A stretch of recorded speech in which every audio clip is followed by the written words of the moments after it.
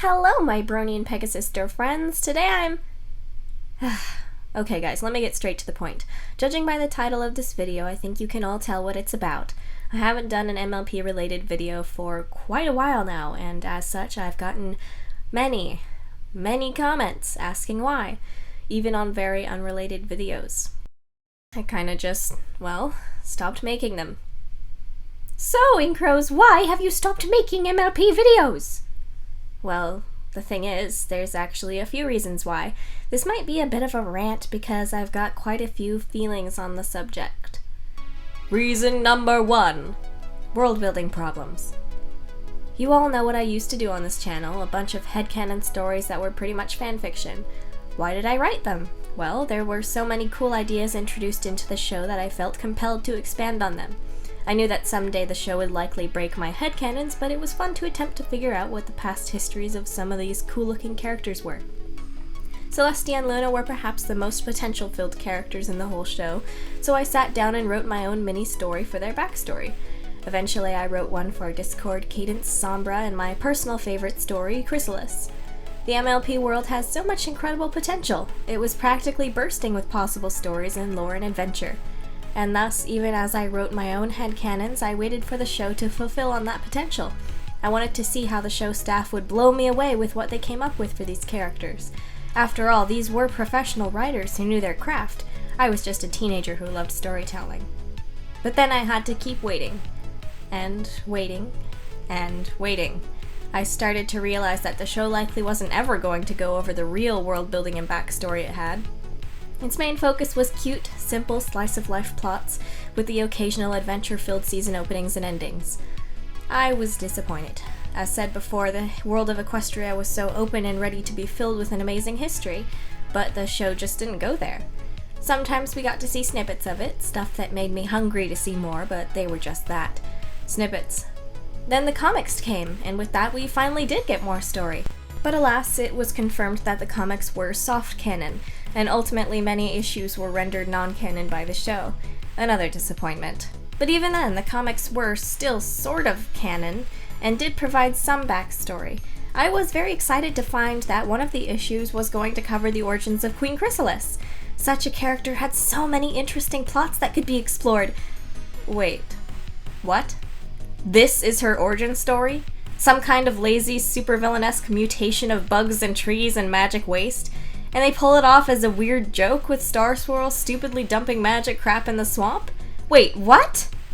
That ground my gears. What also ground my gears was the issue with Luna's story, showing the reason she had become Nightmare Moon was because of an evil Shadow Force thing, not just because of her own mistakes. Wow, what a way to take away from the tragedy of her character, folks. It seems like this was proven not to be canon by the show, but it's still not really clear, which is also a problem. Not much was really very clear at all. At least the new Star Wars canon is consistent, and they tell you straight off if something is fully canon or not. You don't need to constantly theorize about soft canon. While I enjoyed the Journal of the Two Sisters and thought it was a great little look at the princesses' lives while also pretty much confirming the girls were born alicorns, it was still pretty short. Oh, and it actually was confirmed on Twitter that they were born alicorns. But then there was a line that broke the camel's back for me. The birth of an alicorn is something Equestria has never seen. It is beyond even our understanding. What? Are you kidding me? Really? Okay, so I know that that line could be interpreted in different ways, like that since Luna and Celestia could have been orphaned, they didn't know much about alicorn babies, or that they meant that since Equestria was founded there hadn't been any alicorn babies, but, I mean, the way the line was said and the context implied to the audience that Luna and Celestia weren't born alicorns, or at least that alicorns are made and not born. It was crazy to me. Like, it made me realize that maybe the show staff didn't really have a consistent story even in mind for the Royal Sisters. What if they actually didn't even really care about the lore of the world? I'm sure that's not really the full case and that every writer has their own passion for the show, but still, it got me. That scene was a perfect opportunity to have Luna and Celestia say a few things about the nature of alicorns, but no, more wasted potential. I wondered what the point even was to write headcanons when it seemed like we cared more about the backstories than even the staff did. Why invest so much time to create stories related to the show when it ultimately didn't even matter? And yeah, I totally get it. It's a children's show. That's fine. I really shouldn't have even taken it so darn seriously. But I suppose, as a writer, it made me sad to see that the world was bound by the kids' TV label. I will again bring up the word potential. So some of you might be thinking that maybe the writers and show staff didn't spend time going over backstories of the characters because it's not really their job. After all, as a children's show, it's supposed to be about teaching lessons and what have you. Kids don't care about character stories and world building, right? No, that's actually dead wrong.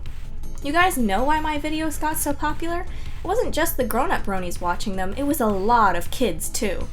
Many young fans of the show really wanted to know these backstories too. They scoured YouTube for them and found my videos. They had the same itch that needed to be scratched, of wanting to know more about these characters in ways the show simply wouldn't cover. I mean, when I started my channel, I was a kid too, a young teenager.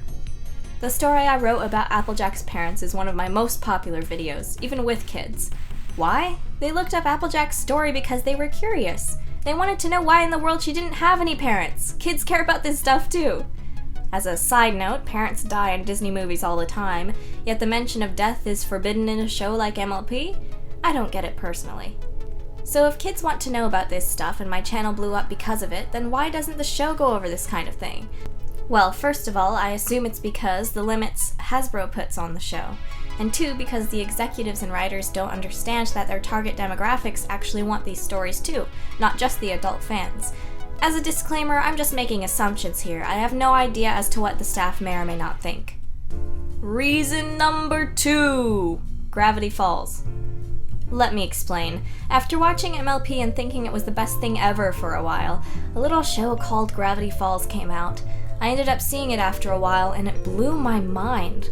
Not only was the writing very good, it was legitimately very funny, well acted, and had a lot of creativity. I then realized that it was a much better show than MLP, especially when it came to the writing. Not to mention, even though it was on the Disney Channel and intended for kids and their families, it mentioned dark themes, had real stakes, and had the gall to mention death. The characters were fantastic and they actually got backstories. Wow, incredible.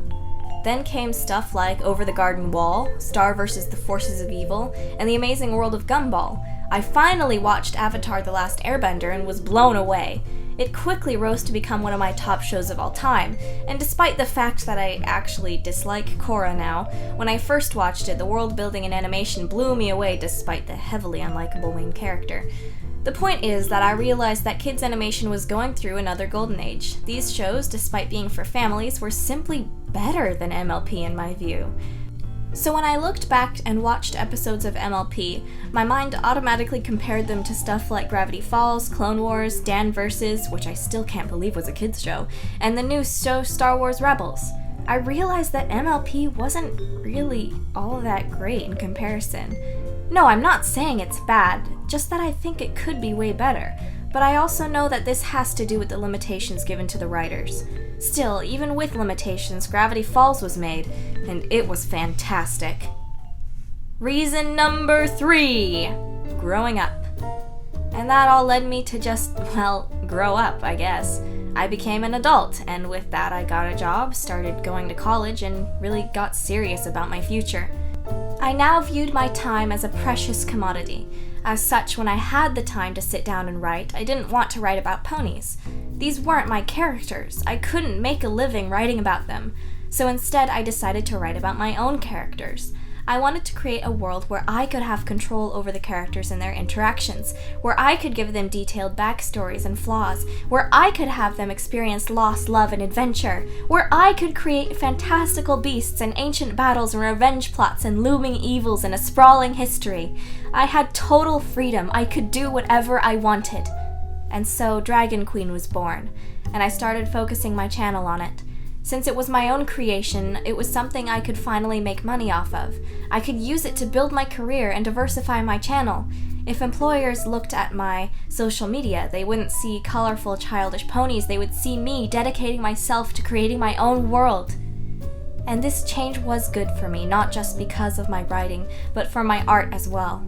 Now I focused on drawing humans, which was a necessity for my career and my portfolio. I was able to practice my character designing skills and expand my horizons that were previously limited. It was very hard, but I relished having this freedom.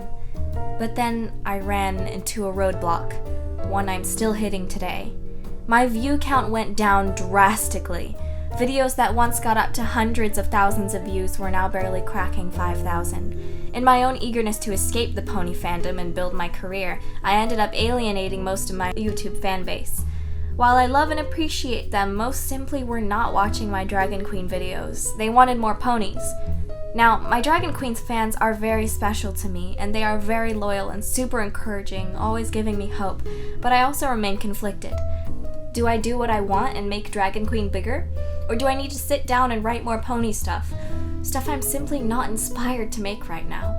After all, and pony video would surely send my channel rocketing up in views again, but it wouldn't really be me. It would be artificial, bland, by the numbers. Unless I actually got truly inspired, that is. After all, why not use those ideas for headcanons for my own story instead? I still like MLP and do look forward to the movie, but now you know why I haven't been making MLP videos recently. And when I do make an MLP video, I want it to be because I felt inspired to make it. Speaking of which, the recent Luna and Celestia episode was pretty cool. I might talk about that in the future. And of course, MLP is not my show, so I have no right to claim any type of ownership of it.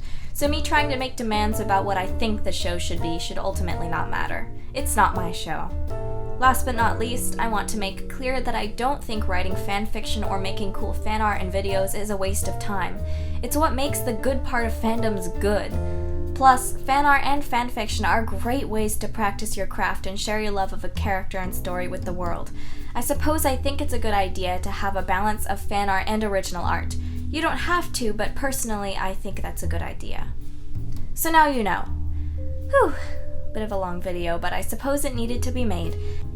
If any of you love my pony headcanons and haven't seen my Dragon Queen videos yet, I highly encourage you to do so. It's the same sort of storytelling, but this time in a long-form format and with all the freedom I could ask for. I've even taken inspiration from some of my old headcanons for it. You'll like it. Anyway, if you have any stuff to say, I'll be reading your comments. Bye, boyos.